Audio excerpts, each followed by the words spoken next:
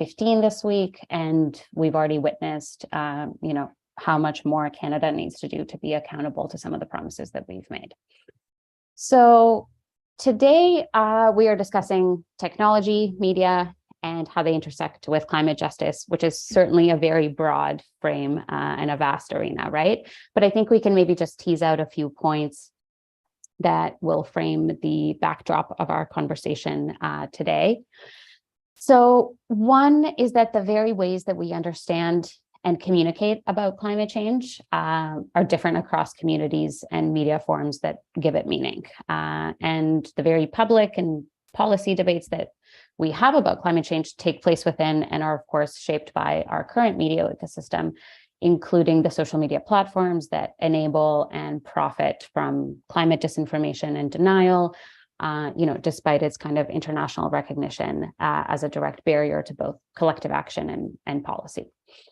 And I think the other point to tease out that our speakers will get to is, and this is kind of a broader theme in the center's work, is really thinking through different alternatives to data and land extraction more broadly. So digital technology, including AI, requires vast amounts of natural and rare earth resources and labor to build and mine and store its products and services. And I think given their colonial history, these extractive logics also, perhaps unsurprisingly, inform some of the extractive current economic models and surveillance and labor practices that we see today. So hopefully we can begin to kind of tease apart some of these questions today.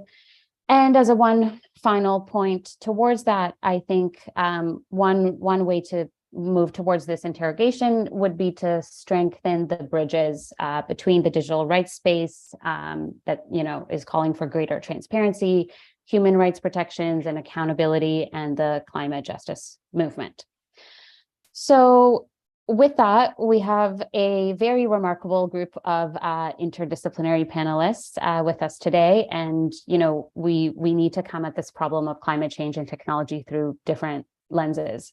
So I would like to echo something that's often said in our community, which is that every job is a climate job. But today's speakers really take that to a different level. We're joined by Michael Koo, who is the Climate Disinformation Co-Chair at Friends of the Earth. We're also joined by Joyce Lynn Longden, founder of Climate in Color and PhD student at Cambridge University. We have Nisreen El Saim, chair of Sudan Youth Organization on Climate Change and the chair of the UN Secretary General's Youth Advisory Group on Climate Change. We have Carlos Milani, associate professor at Rio de Janeiro State University's Institute for Social and Political Studies and the director of the Interdisciplinary Observatory on Climate Change. We are also joined by Anne Pasek, assistant professor and Canada Research Chair in Media, Culture, and the Environment at Trent University. And unfortunately, we are not joined by Takea Blaney, activist, actor, and singer-songwriter, although she may join us a little later on today. So just a final reminder before we get into our discussion, feel free to post your questions in the chat throughout our discussion, and we'll try and take them up in the kind of second half of today's event. So I'll start with Anne, because you've described yourself as someone who studies how people think about carbon. And this is a really good framing to kind of open up today's conversation. So I just wanted to know why you think it's important that, we actually ask this question, and what are some of the differences that you found among the different communities in Canada and elsewhere. Thanks, Sonia. Yeah, I think it's a fascinating question because carbon is at the root of the climate crisis in a geophysical way. It's a question of imbalances in the carbon cycle, too much in the air, not enough in the ground.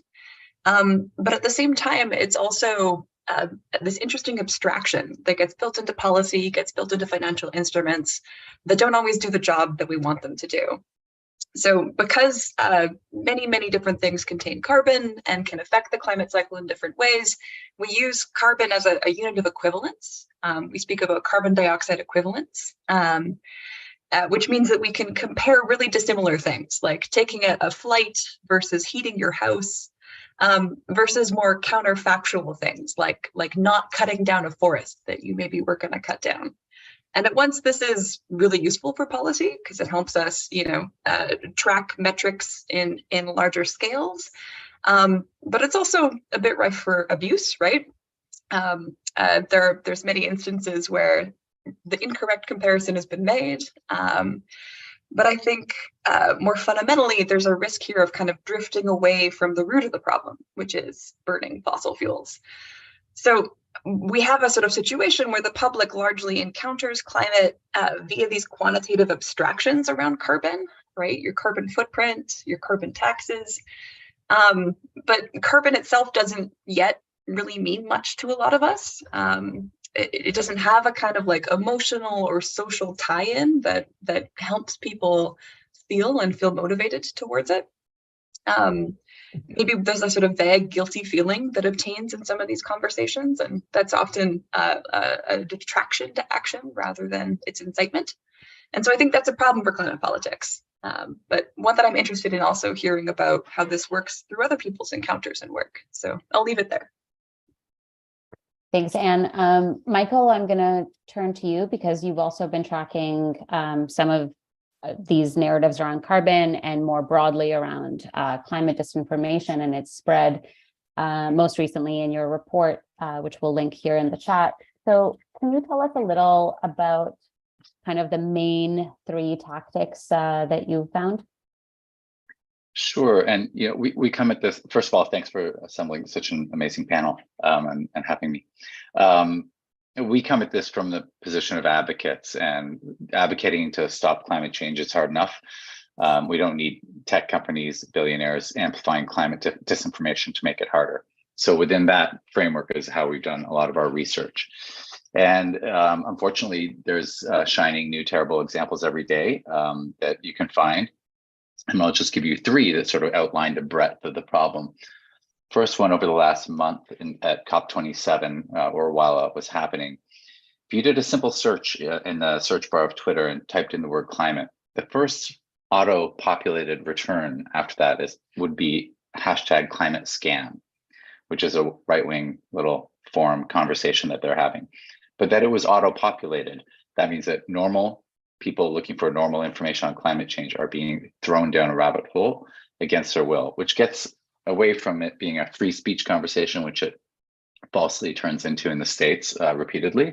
What we're talking about is a power of a small minority over the vast majority who are simply looking at how do we stop climate change. And you see it more nefariously in examples. Last year, there was this big winter storm in Texas, which they're not used to. Lots of people died. And the right wing, in all their ingenuity, came up with an image of a frozen windmill and said the problem was that all the windmills froze. And so we need to go back to the manly petrochemical industry that we have that has built America. And it really is quite a gendered discussion, especially in the States. So they posted up this image of the windmill, and it's fine for one person to lie to their friend. It's not fine when the algorithm amplifies that. So it became the vast majority of the conversation. And within quickly, I understand, right? Within days? Within four days, it went from a small corner of the internet to the biggest conversation on Twitter to mainstream Fox News, surprise, surprise. And the kicker, the danger is that from Governor Abbott's lips, it became a talking point that we can't have this weak-kneed, sissy liberal kind of approach to our energy futures when we need to be strong and masculine and drenched in fossil fuels. So that was our second example. And the last one, sorry to take so much time, but sort of speaking to some of maybe other people's work as well, is that we tracked a group of climate deniers who were very easy to see their funding sources, where they came from at the beginning of the pandemic. And we watched very quickly how they slowly rode from issue to issue. So next month, the climate denier group actually stopped talking about climate denial, and they were all anti-maskers. And then three months later, they were racist against the BLM. And then another month later, they were misogynist against Kamala Harris's appointment. So we saw this one group that's trackable. It's a small group of people who are getting an outsized amount of power from technology companies. And this is a choice, and one that, we have a lot of room to advocate on. And Carlos, I want to turn to you since, the context of Brazil is obviously no stranger to climate obstruction. And maybe you can give us kind of a brief snapshot of what your observatory has found over the last few years in South America, and maybe the arc of what new opportunities you see emerging for post-Bolsonaro Brazil, if any. Well, thanks a lot. It's amazing to be here with you today. I think that I'm not going to be very optimistic, although, of course, we are very happy here in Brazil, at least 50%, around 50% of the electorate. We are very happy with the fact that we could get rid of Bolsonaro, but we didn't get rid of Bolsonarism, right? And I think that post-Bolsonaro Brazil, will still need to deal with rampant, ultra-conservative social, political, religious values that are in fact embraced by a wide range of the electorate and the Brazilian society as a whole. We will need to deal with the science, vaccine, climate denial and obstruction, spread in many social and economic sectors, who still defend a conception of development here in Brazil and in South America that is mostly based on a zero-sum game between growth and social and environmental justice. Another element which I think will bring the bell to Michael too, which is very important, is that Bolsonarism has been very wise in the promotion and circulation of a wide range of fake news and disinformation on WhatsApp, Telegram, and many other social media. So, in fact, before thinking of designing a Green New Deal in South America, for example, the Brazilian government, the new government, will have to face enormous challenges in order to restore the national climate governance structures and funds. For example, we had a law from 2009, which is a national law of climate change, which has been totally discharacterized by the Bolsonaro administration. For you to have an idea, just to give you an example, Talanoa Institute, which is another observatory here in Brazil, has identified 401 acts of the federal executive branch during the Bolsonaro administration that must be immediately revoked or revised. I mean, I'm talking about 401 acts that must be revoked or revised for the reconstruction of the Brazilian climate and environmental agenda, just for you to have an idea of the enormous challenges that we are facing. Of course, we must be optimistic because we got rid of Bolsonaro, right? But there are enormous challenges, I mean, facing ahead. And I think that before Brazil is able to think of a kind of a regional coalition, perhaps together with Colombia, Chile, eventually Argentina, when we have lots of domestic challenges, together with a fiscal crisis. The reason why, and I will conclude with that, I think that international cooperation will be very important. For example, in the redevelopment of the Amazon Fund. And I know that not only Norway and Germany, but many other countries, perhaps even Canada, even the US, the UK, are very much interested in understanding how this fund is going to work up, because I think that many of these institutional structures and the support that they give to local communities, to monitoring deforestation rates, burning of the Amazon biome, etc. I mean, this international cooperation will also be very much important for the sake of restoring these institutions, for us to be able to think ahead and also think beyond our own borders. Yeah, and certainly lots of intersections with the digital rights and platform governance space in terms of international cooperation. But I want to turn some of these challenges that you've discussed, really get us at, Nazreen, some of your efforts to integrate climate change into the global governance debate, and especially in the context of what counts as evidence. So what's it been like to, push policymakers to consider how local communities in countries like Sudan have been living with the disproportionate impacts of climate change, given that they're some of the least responsible for it? Thank you very much. Well, actually, a lot of people doesn't understand the relationship between political instability or peace and security with climate change, and how this is going to impact the climate change, but also climate change will impact them. And this is the exact work that we are doing right now, not only in Sudan, but in many unstable countries like Libya, Yemen, Somalia, Syria also, and many other countries around the world.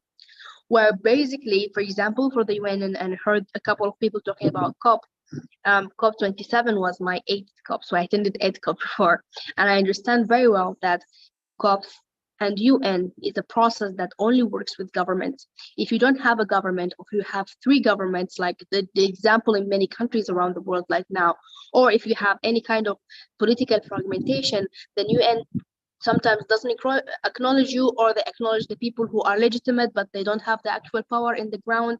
And all of the cases end up by not having adaptation policies, not accessing climate fund, not implementing any climate action projects, no adaptation, no mitigation, no policies, no strategies, nothing.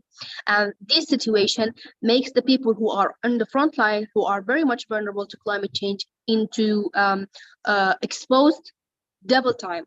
They are exposed to climate impacts and the climate crisis, because mostly they are living in a very climate vulnerable sensitive areas, and their livelihood is depending like 100% or so, sometimes minimum of 70% on climate sensitive things like agriculture and pastoralism. And the second thing is that they don't have a government to put policies to have planning for risk reduction, or planning for adaptation, or building the resilience of the community. They cannot talk to they don't have a voice, basically, because they don't have a government.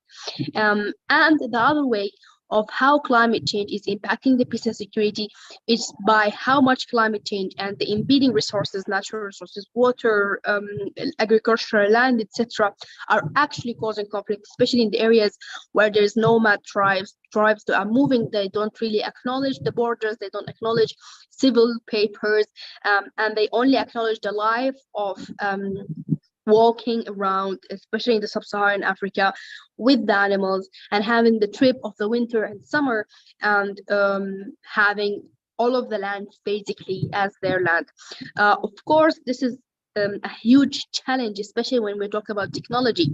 I have been negotiating in technology transfer on behalf of Sudan with the African Group of Negotiators as a junior negotiator for 4 years now, and I can tell you there is many challenges that comes with the world technology. First of all, we have the indigenous community, that indigenous technologies that a lot of high level scientific institutes doesn't really acknowledge yet. There's no suitable way of financing this technology in order to grow. There is no possible way of actually doing researches. I think some countries do, but I'm talking about at least Sudan and the sub-Saharan Africa. There is no culture of collecting this knowledge and maybe doing some studies on it, and maybe develop it more and more in order to tackle the challenges that the communities are having. The second thing is the technologies that happen outside, like in US, in Europe and other countries. Most of these technologies are not owned by the government who are negotiating, they are owned by the private sector. And then how the government, even if they sign any agreements, going to convince the private sector to sell the technology for them so they actually can deliver it to the developing country is a long process.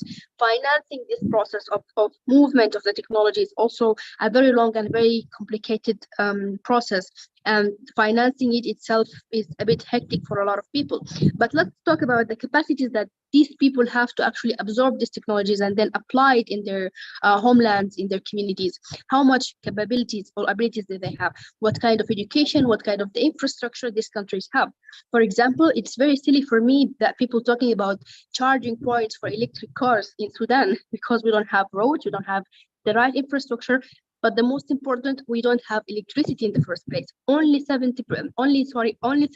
of the population in Sudan have access to electricity, which means that 70% of the population doesn't have access to it. They don't know what electricity means. They don't have access to internet, no refrigerators, nothing at all. And then talking about electric cars for them, it's just like us talking about spaceships or flying cars now. Or I think flying cars are happening soon. So it is important. So I always say SDGs is saying that the Sustainable Development Goals is about leaving no one behind.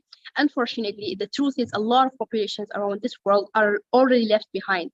I think the slogan should be bringing these people who are left behind to the same line with others and then maybe moving forward together, because otherwise we are just being very far from being realistic on how is the situation happening and who's the most impacted and who is the most influencing the process. If the whole Africa stopped emissions immediately right now, the needle will only move 2% to 3%, and it's not significant for the global warming, is not significant to the current world situation.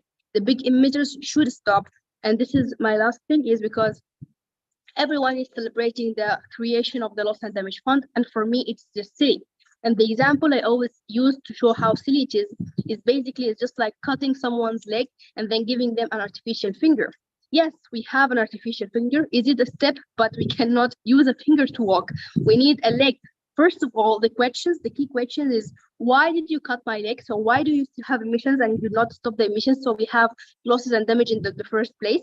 And then when you actually caused this loss and damage, and when it was absolutely impossible to avoid cutting the leg, why did you give me a finger? Why not the full leg? And it's obvious. It's obvious. Prevention is better than cure. And there is some things that are not curable. A lot of losses and damages are not economical. The loss of culture, the loss of language, the loss of memories, the mental health of the people who actually live the climate crisis. All of these things, they cannot be measured by money. You cannot compensate that. So it's silly for me that people agreed on loss and damage fund, yet did not agree on cut of the emissions. Thank you very much. We still have a long road to go. I hope we have time for that. Otherwise, God bless us all. So lots to unpack here, and I want to come back to the Loss and Damages Fund. I'll turn to Joycelyn. There's this common sentiment that, you know, because climate change is now communicating itself, it's the solutions that need our support and our, you know, storytelling. And your work engages with this from the other direction, right? You use media to educate others about, you know, the longer histories of colonialism and climate and their impacts today. So can you walk us through why this lens is just as important, and a little bit more about climate and color and what you do there? Yeah, thank you. I actually want to respond a little bit more specifically to Nasreen's point. Please. Because, yeah, I have spent a lot of time creating resources to communicate the colonial history of climate, really linking how our modern day climate issues are grounded in past colonial actions and now neo-colonial practices. But I think it's quite interesting we're talking about technology, and Nasreen's points there about how technology is used in sub-Saharan Africa is really interesting to me, because my whole PhD thesis is around creating technologies built by and that integrate and document local ecological knowledge from a forest conservation perspective. And so it's bringing in these impetus and the kind of motivation from the colonial histories of conservation specifically, with climate in color, I talk about it in a more broad sense, but specifically for my PhD, I'm looking at colonialism and how that is embedded in how we kind of approach the issue of biodiversity loss and its relation to the climate crisis. And specifically, I'd like to, what I focus on is how technologies are now basically becoming a huge informant of policy within the conservation space. The tropics are touted as, you know, the biggest kind of, this is the focus point for conservation globally. And of course, you mentioned CBD is happening right now. And so from South America, Africa, Indonesia, India, forests are targets. And we are identifying forest sites through satellite imagery and Earth observation. We are monitoring these systems with LiDAR, so radar and drones and on-the-ground sensors like camera traps and acoustic sensors, which I work with. There's this whole ecosystem of digital technologies that make up this Internet of Trees, IoT, that are monitoring these systems and these ecosystems, and more so in regions where community members, Indigenous communities, local communities live, work, and their cultures are embedded in these ecosystems. So from my perspective, it's really important as a practitioner to think about how are the questions that these digital technologies are answering formed, who is allowed to inform those questions, who contributes to those questions, where the technology is built, and in what frame is it deployed in. A lot of these technologies we see are being used in the global north in temperate forests and then being just deployed in the tropics.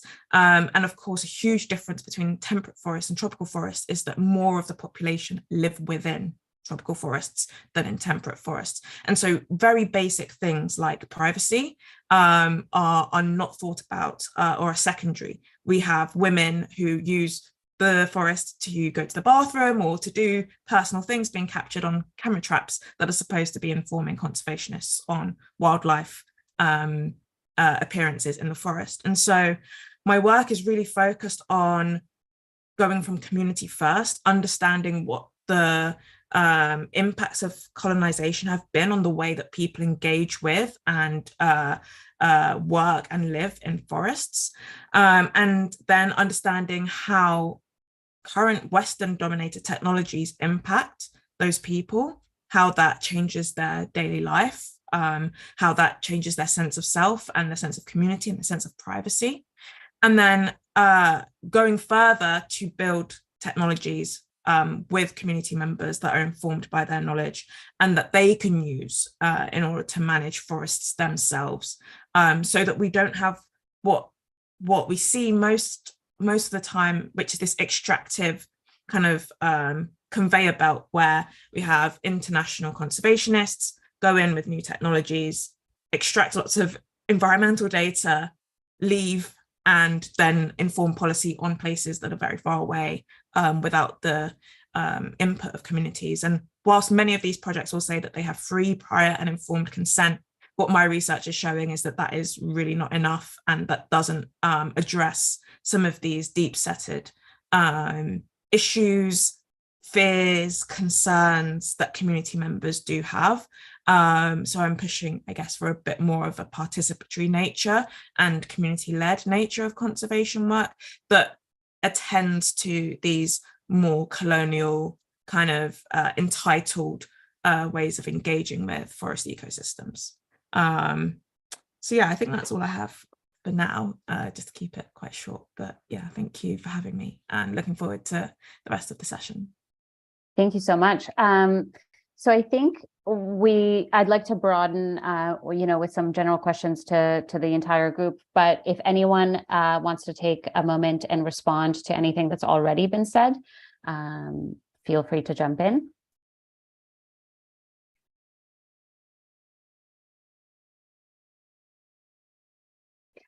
So one of the more generative, I think, intersections between the digital rights and climate justice space is the lens of accountability. And I'm hearing a lot of that in the backdrop of many of your comments here. holding tech companies, industry, and our governments to account, right? And we already have some of the language and the policy development in platform governance and the broader digital rights space.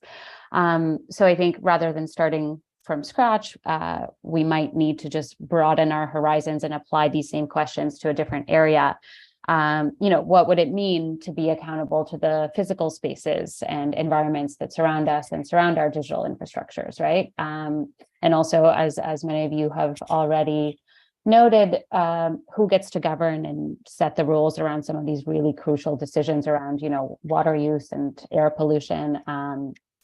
Companies like Amazon and other platform, big tech companies are sort of quietly extending their geographic monopoly to compete with the very local communities for these resources, right? So I'm curious to hear from the group about what you think are some of the kind of concrete accountability mechanisms that we can use to bridge these two areas moving forward.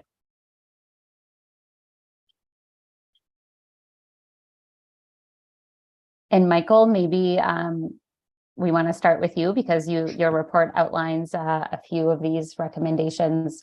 One is around enforcement of policies and other areas, but feel free to jump in. Yeah, and I think when we're regulating technology, somehow it becomes this conversation that only like geniuses in Silicon Valley can figure this out because they're the ones who created something. They're so smart. And I really like to go back to like sausages and airplanes. Like we have a long history of regulating both in a very like normal structure. These are products produced and they could have harms or they could be sweet tasting. And we need systems in order to both detect a E. coli in your sausage or a plane that goes down. And then we need systems to share that data. And one of the great things about thinking about airplane technology is that in the 50s, they were trying to commercialize an industry and they realized nobody wanted to get on this flying capsule. So they would need to be super buttoned down and communicate that with the public. So when a plane goes down, we share that data with everybody, including competitors. And it's just amazing to think of that compared to what this strange like vacuum we think is allowable for the tech bros who have created technology now, where you bring them a problem like, I think you caused a genocide in Myanmar. And they're like, no, we definitely didn't do it. They're like, oh, and then you spend your nonprofit resources to show them the evidence base. And they're like, oh, well, yes, it's a problem, but you're stupid. You don't really know the depth of it. And you do this endless cat and mouse game. And people have it in a different space in their head on what our demands are. These are products that are created, profit even aside, the vast, terrible profits, but they're products, they have harms, they need to be reported on transparently, and they need enforcement mechanisms. Yesterday or this week, Facebook's oversight board came out with a report on its, quote, cross-check system that allows special people like Tucker Carlson to say whatever the F they want to whomever, terrorize people, get them chased out of their homes with no recourse. And these are the exact systems, the exceptionary systems that nobody can see below the hood that if you just step back, you're like, it's absolutely outrageous from beginning to end. And the solution is quite simple. It's the same one we always have, but people need to have normal governance and transparency and accountability, which, just it could be simple, like you find these companies, right? Like at a certain point, the USDA can pull out of a sausage making plant if there's too much E. coli in the sausages, and then they have to stop producing. Just like stick with what we know about traditional regulation.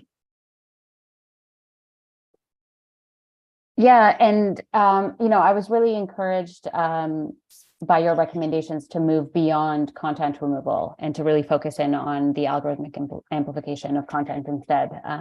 So maybe we can come back to some of that. I know Carlos, Michael, if you want to go ahead, and then we'll go to Carlos.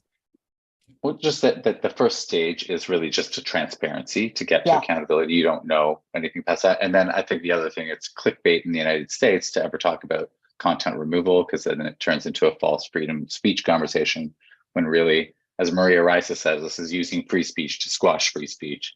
So back to Carlos. Yeah, I love her framing of the atomic bomb of disinformation. Carlos, let's turn to you. Yeah, I would just like to say that, I mean, governments matter when it comes to data production and data manipulation. I mean, here in Brazil, we had a good basis in terms of data availability in the field of environment and climate for long decades. And all of a sudden, we had a government in 2019.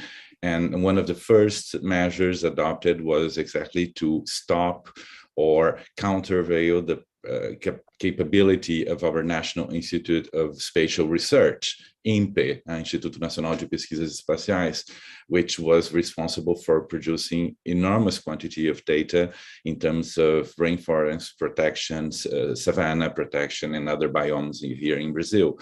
And of course, I mean, governments matter, but I mean, what happened in Brazil, this is perhaps another window of opportunity that we have to foster and talk about, is that civil society took an important role in terms of trying to produce some monitoring of what was being destroyed by the government. And when the government ended, we already had, I mean, ready reports in all sectoral policies, including environment and climate, I mean, prompting the new transition administration now during this month with enormous information coming from civil society, right, that had worked during all these 4 years monitoring what was going on and giving this data and giving this information to the new incumbent government to come in January in order to take new measures and start rebuilding state capabilities and capacities in order to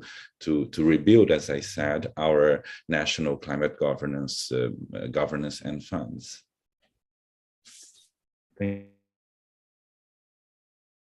So I want to continue that thread and connect it with Nisreen's comments about the role of government as well. Nisreen, you've previously stated that you can't govern a dead planet, which I think is a really good way to elucidate some of these tensions. And I also want to connect it to an audience question that's coming up around measuring environmental impact. So the biggest block is a lack of agreement on how to measure environmental impact. Is anyone else working on this and finding the same problem? So this comes from a participant working on taxing data processes and centers for their environmental impact, which would certainly be a really concrete accountability mechanism. So if anyone else wants to jump in, and Nisreen, maybe we'll start with you. Yes, thank you. Well, I want to first also reflect on some of the things I heard. Please. Yes, you cannot control the technology innovation sector, yet you can control how you finance it. And for me, not only as a person, but as a climate advocate and as a person who have a brain in their head, it's very clear that who finance the projects of the research in order to reach technology actually controls how is this technology being used, and this is very simple. So if the government actually invested in the technology innovation for planet, for climate protection, for building the resilience of the communities, and their only condition was we finance your research, you make the intellectual property, for example, as an open source for the developing country, for the least developed countries, or at least you facilitate the developing countries access to it is something very much appreciated. But unfortunately, the exact opposite happens. We had a dictatorship government for 30 years. They came into power in 1989, and in 1996 they hosted bin Laden in Sudan. So what happened is that the US administration put a sanction on Sudan. So no technology whatsoever, software, hardware, whatever, doesn't work in Sudan, and even the financial transaction. And the result was any Sudanese researcher who want to actually publish a paper, even scientific paper, have to go outside the country in order to be able to publish that. That's number one. Number two, in order to reach any of the platforms, online or offline, you have to go outside the country, download it from outside, and then come back inside, or you crack it. That was the only way we could get Office, Microsoft, Apple, anything, any kind of very basic technology that everyone thinks it's the daily activity of their life, for a lot of people, like the people of Sudan, was actually a huge struggle. I myself had my first Visa card when I was 27 actually. I mean, last year.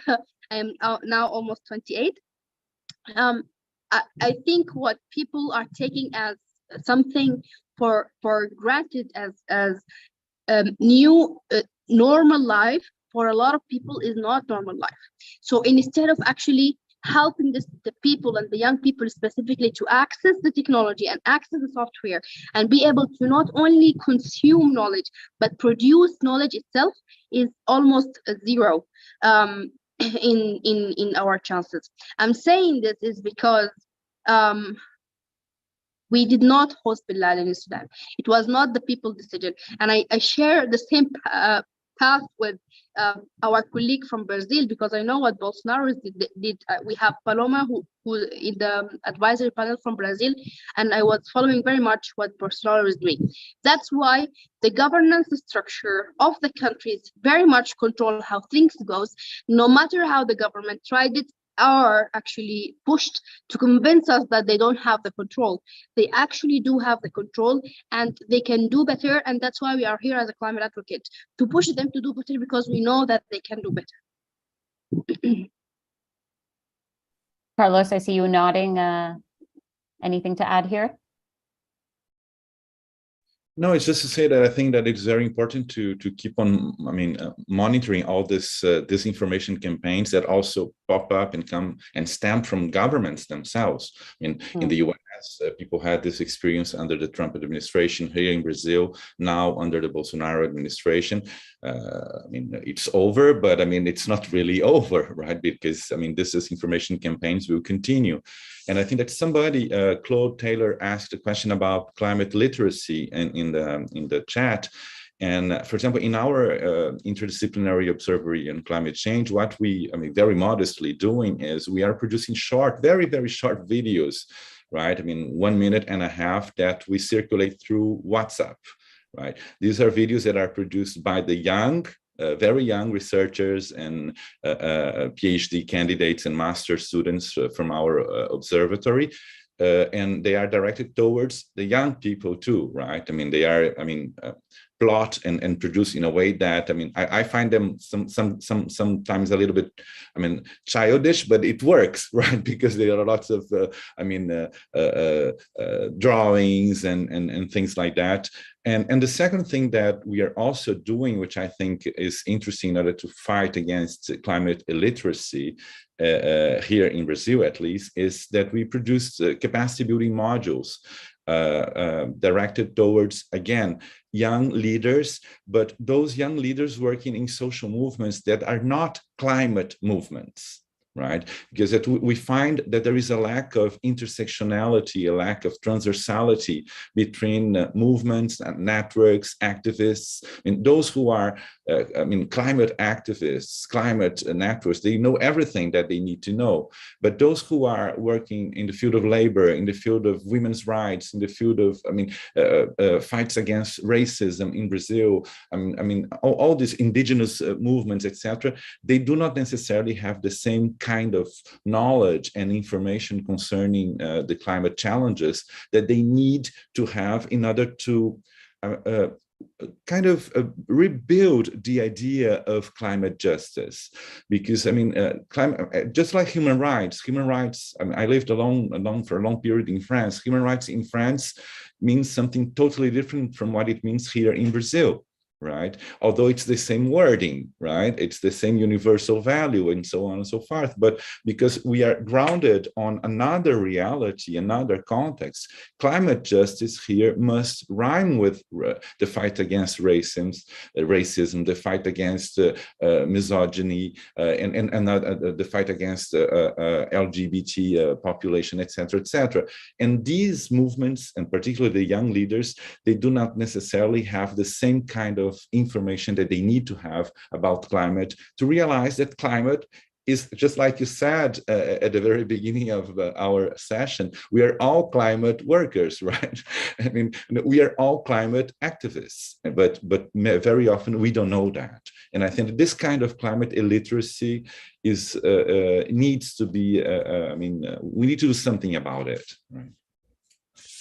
If I may jump here, because the topic of climate literacy is very interesting. First of all, as Carlos just mentioned, that the human rights values in a country might differ from a country. It's not because these values are actually different. It's just basically because the priorities of the people is different. In Sudan, UNICEF announced that more than 5 million kids are out of the school right now. If someone asks me if climate literacy is a priority for me, I will say no. I prefer these kids to at least be able to write and read at the beginning, and then we can have various ways of actually talking about climate literacy. It's not that climate literacy is not important, but is it the priority right now? I mean, I don't think it is our priority. That doesn't mean it's not important, but I cannot be illusionary and talk about something. I cannot talk about furnishing a house that is not built in the first place. You have to have the foundation for everything. If you are talking about power shift, you have to have power in the first place to shift. For me and for a lot of people, the priority is accessing the power in the first place. And we have huge opportunities and window for solar energy, which is even better. We don't need to shift to anything. We can build a whole new structure of clean energy access for people. Is it happening? No. Why? Because of the same beginning reason I started with, which is the lack of political will. This takes me to another issue. I touched very light on it earlier, which is producing knowledge instead of only consuming knowledge. How many research centers do we have in Africa that do climatology, climate modeling, climate prediction, and what kind of data, what kind of software are they using for their prediction? The RMF system that they are using to calculate the methane production for the African continent is not correct, and as a physicist, I can prove that.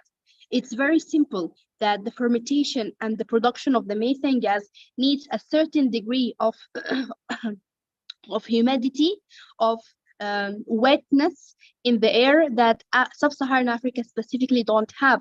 So the emissions of the methane that we have from our cows here in the south in sub-Saharan Africa is not similar to the ones in Europe or in the humid places in Asia or in America.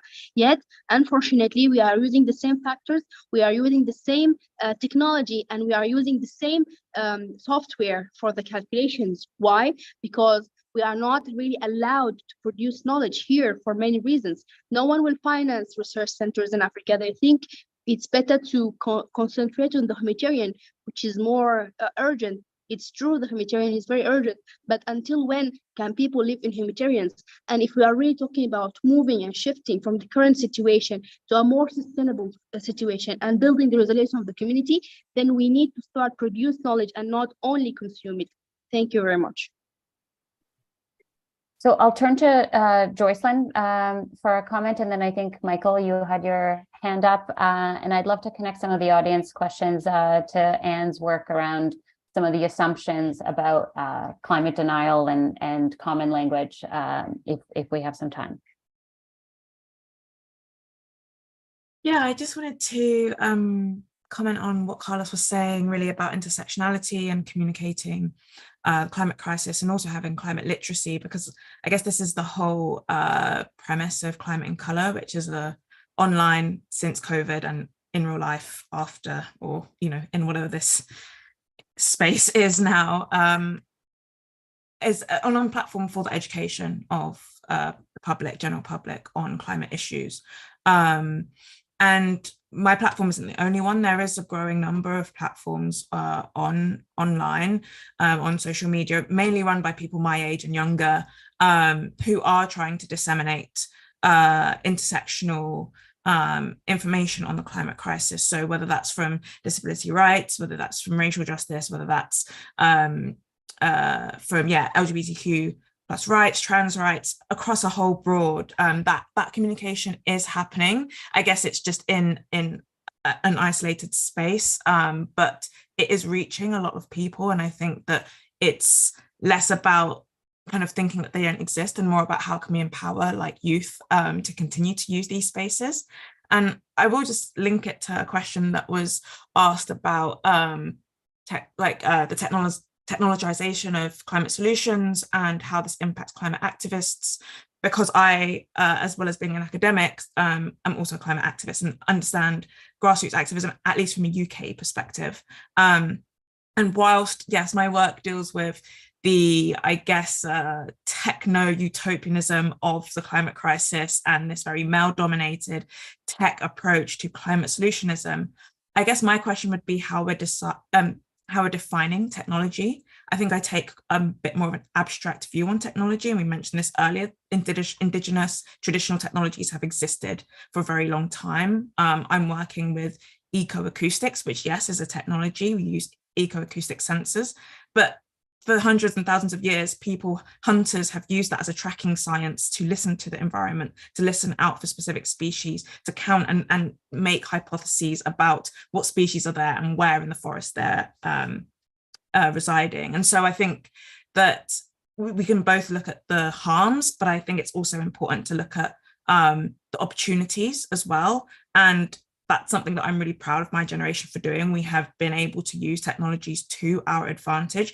to bolster communication across grassroots, activist organizing, to also make organizing more accessible to communities that may not necessarily have been open to or engaged with, or the barriers that identity creates for people getting involved in grassroots activism.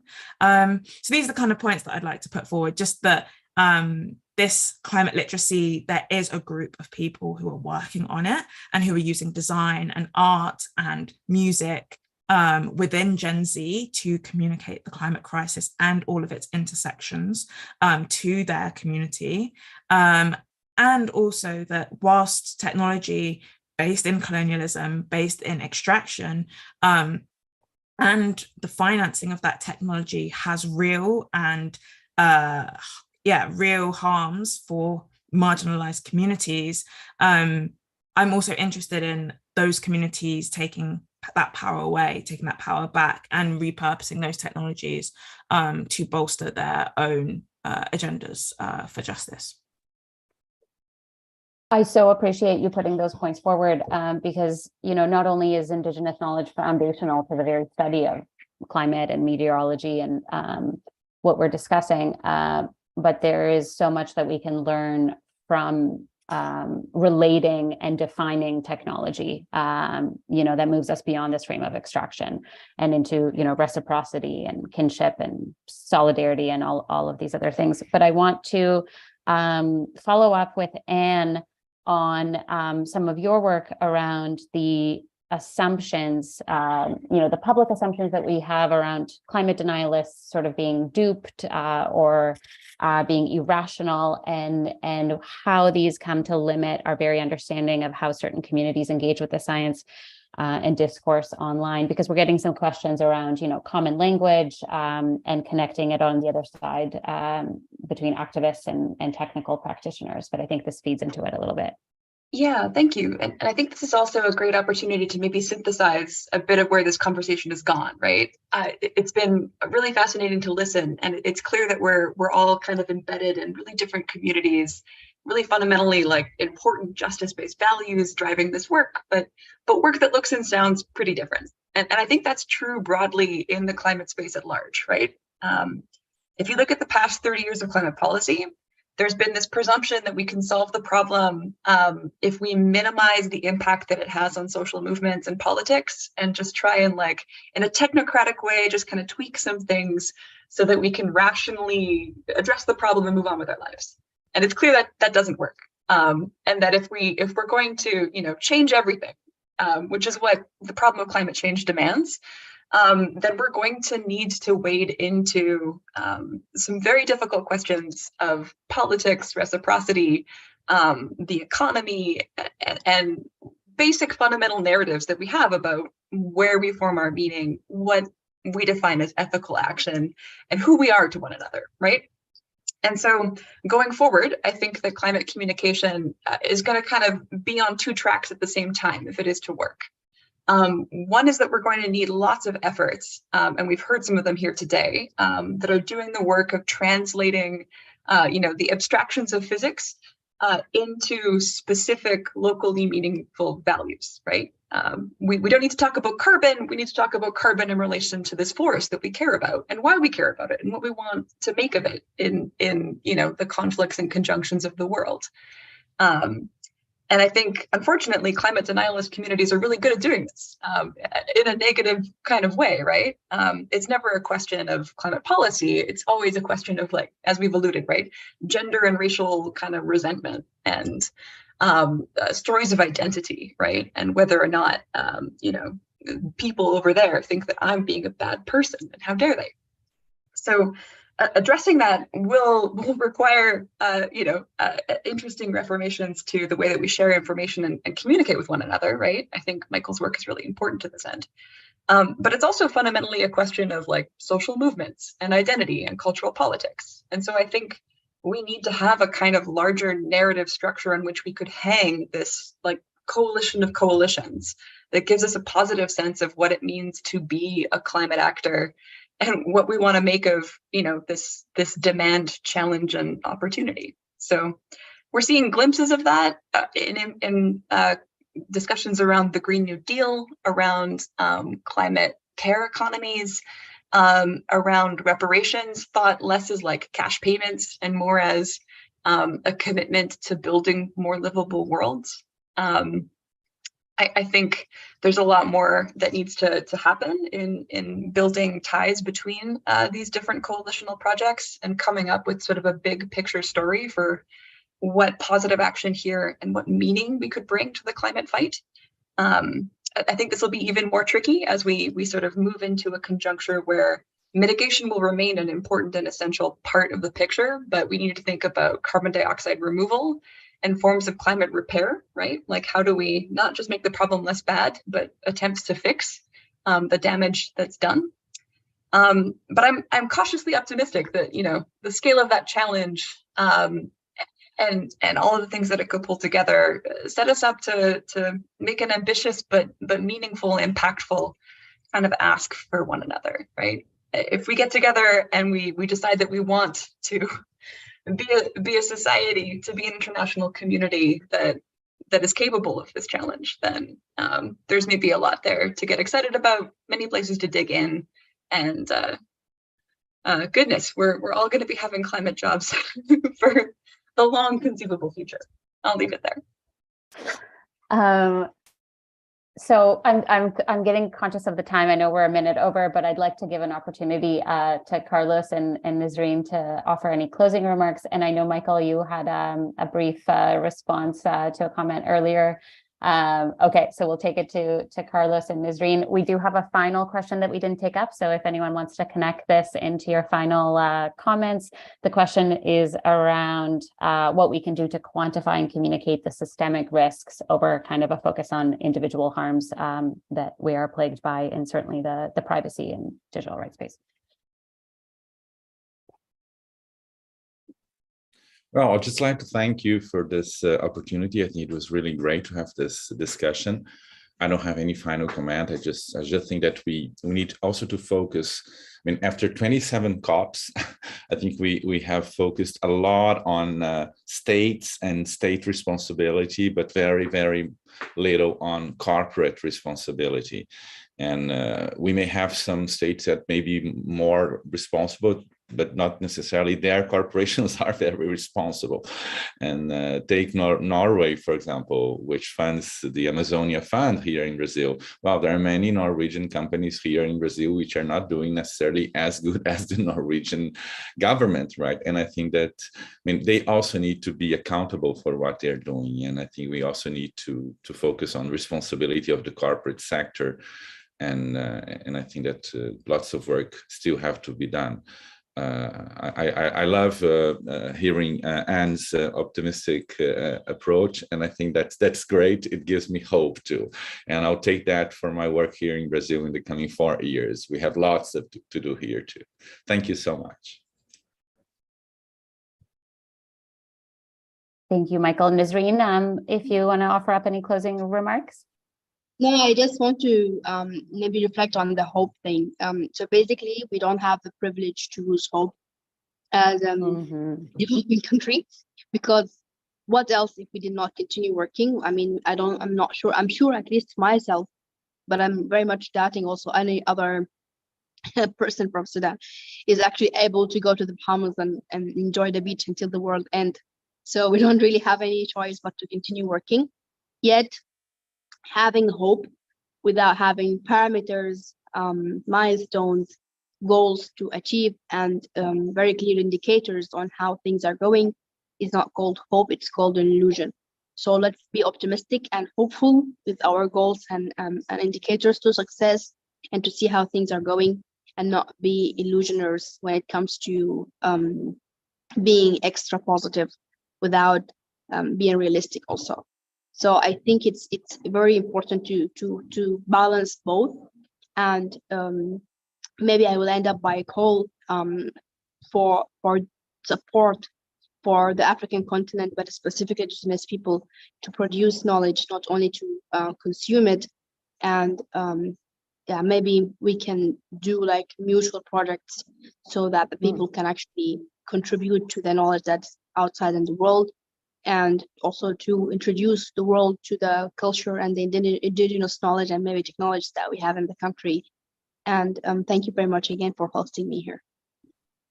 Thank you so much, Nisreen, and to all of our speakers. I'm equally encouraged by everyone's optimism. And, I think nihilism around climate change serves very specific political agendas in both, routine and overt ways, as we've seen. And I'm reminded of, Miriam Kaba has often said, hope is a discipline. And so I want to thank you all for your very disciplined commitments and efforts here today. Thanks, everyone. Thanks to everyone who joined us. Bye. Have a great day. Thanks.